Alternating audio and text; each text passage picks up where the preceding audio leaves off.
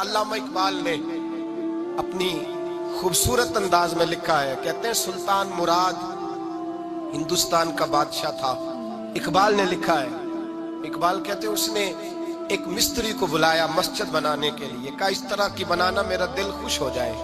معمار نے مستری نے مسجد بنائی، بادشاہ سلامت کو پسند نہ آئی تو بادشاہ سلامت نے اس مستری کا ہاتھ غصے سے کاٹ ڈالا، پوچھ کوئی نہیں نہ سکتا۔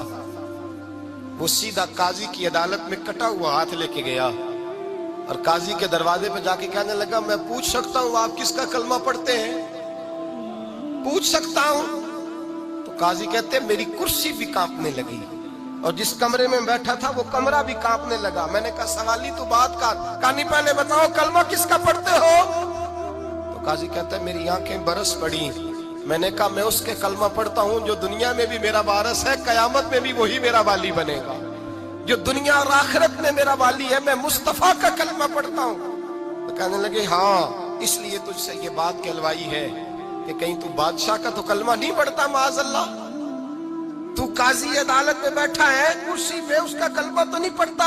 کہا نہیں میں مصطفیٰ کا۔ پھر دیکھ میرا ہاتھ کٹ گیا ہے، اب تو بتا کہ تو بادشاہ سمجھ کے معاف کرے گا یا رسول اللہ کا دین سمجھ کے نافذ کرے گا؟ ڈاکٹر اقبال کہتے ہیں وہ قاضی نے حکم جاری کیا کہ فوراً بادشاہ کو بلایا جائے۔ ہندوستان کا فرما روا پیغام گیا تو کانپتا ہوا آیا، قاضی نے سامنے کھڑا کیا، ایک طرف بادشاہ اور ایک طرف وہ معمولی معمار مستری کام کرنے والا۔ تو قاضی گرجدار آواز میں کہنے لگے بادشاہ تو بتا اس کا خون سرخ ہے تو تیرا سرخ نہیں، اس کے بازو پہ گوشت ہے تو تیرے بازو پہ نہیں، اسے درد ہوتا ہے تو تجھے نہیں ہوتا، یہ تو نے کیا حرکت کی؟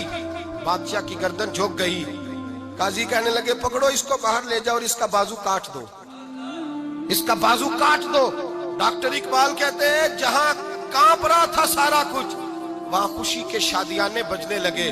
قاضی کہنے لگا اس کا بازو کاٹو اور اس کو بتاؤ امیر غریب کا فرق اتنی دیر ہوتا ہے جتنی دیر بندہ مسلمان نہیں ہوتا، اور جب کوئی رسول اللہ کا غلام ہو جاتا ہے پھر سارے برابر ہو جایا کرتے ہیں۔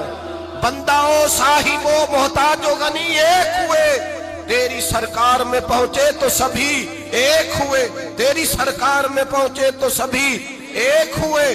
اور اپنی ملت پر قیاس اقوام مغرب سے نہ کر، خاص ہے ترکیب میں قوم رسول ہاشمی، لے جاؤ کاٹو اس کا بازو۔ اقبال کہتے ہیں جب باہر لے جایا گیا بادشاہ کو تو بادشاہ نے گردن جھکائی۔ وہ مستری کہنے لگا تو نے گردن کیوں جھکا دی ہے، اب کیا ہوا؟ تو بادشاہ سلطان مراد آنکھ کھول کے کہنے لگا بھول گیا تھا، غلطی ہو گئی تھی، بادشاہی کے تکبر میں آیا تھا، وہ جو تیرا ہاتھ کاٹا ہے وہ تکبر سے کٹ گیا ہے، اور یہ جو گردن میں نے جھکا دی ہے یہ میں نے اپنے نبی کے دین کی حد کے نیچے جھکا دی ہے، حضور کے قانون کے نیچے جھکا دی ہے، یہاں سزا لوں گا وہاں شرمندہ نہیں ہونا چاہتا۔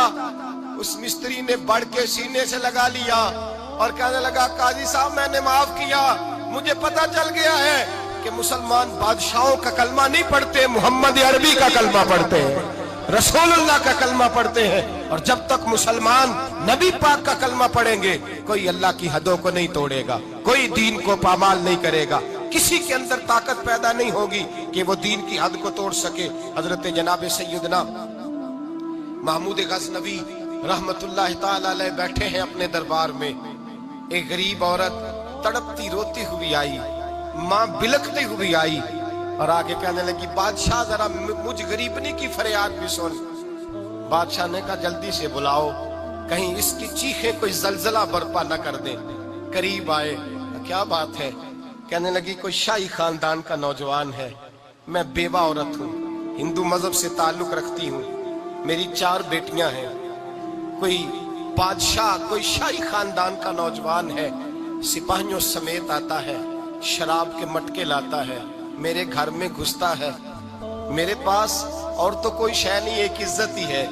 جب وہ جوان بیٹی کی طرف دیکھتا ہے تو میں سوچتی ہوں اب دنیا میں بچا کیا ہے؟ بادشاہ میں بڑی مشکل سے تجھ تک پہنچی ہوں، میں اگرچہ ہندو ہوں پر میری فریاد رسی کون کرے گا؟ سلطان محمود غزنوی کہنے لگے تو جا اور میں نے اپنے سارے سپہ سالاروں کو سپاہیوں کو حکم دے دیا ہے آئندہ جب تو آئے گی تو تجھے رات کا وقت بھی میرا دربار کھلا ملے گا، جیسے ہی وہ تیرے گھر آئے فوراً پہنچ جانا، آ کے اطلاع دینا۔ رات کا سناٹا، وہ غریبنی پھر تڑپتی ہوئی چیختی ہوئی آئی، بادشاہ ذرا جلدی کر غریب کی عزت لوٹ نہ جائے، ذرا جلدی نکل، دیکھنا کوئی سرمایہ آج ختم نہ ہو جائے۔ بادشاہ خود اٹھے، تلوار پکڑی، گھر میں گئے، دیا جل رہا تھا، دیا بجھایا۔ اب بادشاہ نے اللہ اکبر کہا اور شاہ میں زرق برق نوجوان کی گردن پر جب بادشاہ نے تلوار ماری، لڑک کر کے گردن دور گری۔ پھر ہندوستان کا فرما روا سجدے میں گرا، کہنے لگا اے اللہ تیرا شکر ہے، اے اللہ تیرا شکر ہے، اے اللہ تیرا شکر ہے۔ پھر بادشاہ نے کہا پانی تو لاؤ، دیا تو جلاؤ، پانی لایا گیا، کہا روٹی تو لاؤ، خشک روٹی کے چند ٹکڑے بادشاہ نے کھائے، ایک گلاس